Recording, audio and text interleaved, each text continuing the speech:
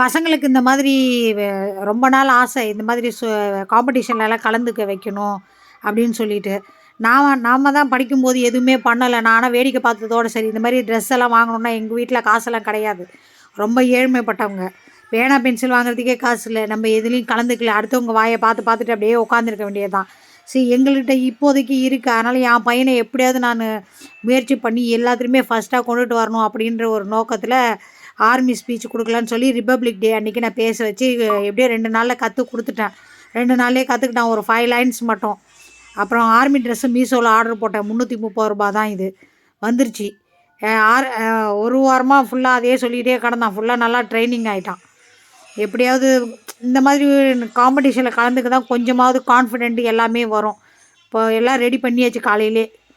name is Raksha. I am studying third standard. I am a soldier.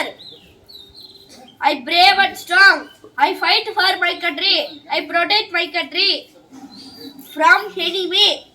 The safety of my country is my most important duty. Jai Hind.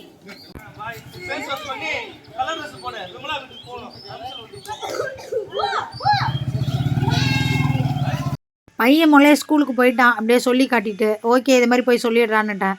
அதுக்கப்புறம் விட்டுட்டு 1/2 மணி நேரம் கழித்து நான் திரும்ப கிளம்பி போனேன். போனதும் கொடியெல்லாம் ஏற்றி முடிச்சிட்டாங்க. அதுக்கப்புறமா குழந்தைங்கள்லாம் சின்ன சின்ன குழந்தைங்கள்லாம் குட்டி குட்டியாக வேஷம் போட்டுட்டு நின்றுட்டு இருந்தாங்க. இவ்வளோ பேரண்ட்ஸ் எல்லாமே ஃபோனை தூக்கி வச்சுட்டே நின்றுட்டு எல்லாம் எடுத்துக்கிட்டு நின்னாங்க. பையன் கடைசியாக தான் வந்தான் 3rd ஸ்டாண்டர்டுங்கிறதுனால. இந்த பிள்ளைங்களாம் எதுவும் சொல்லலை குட்டி குட்டியாக. இதை பார்த்துட்டு போயிட்டு இருந்தாங்க. கொஞ்ச நேரம் நின்று வேடிக்கை பார்த்தேன்.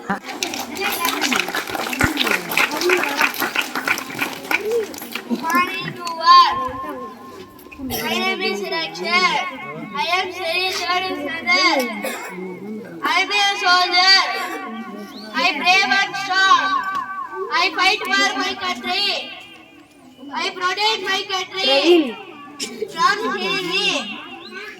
The safety of my country is my most important duty. Jai Hind.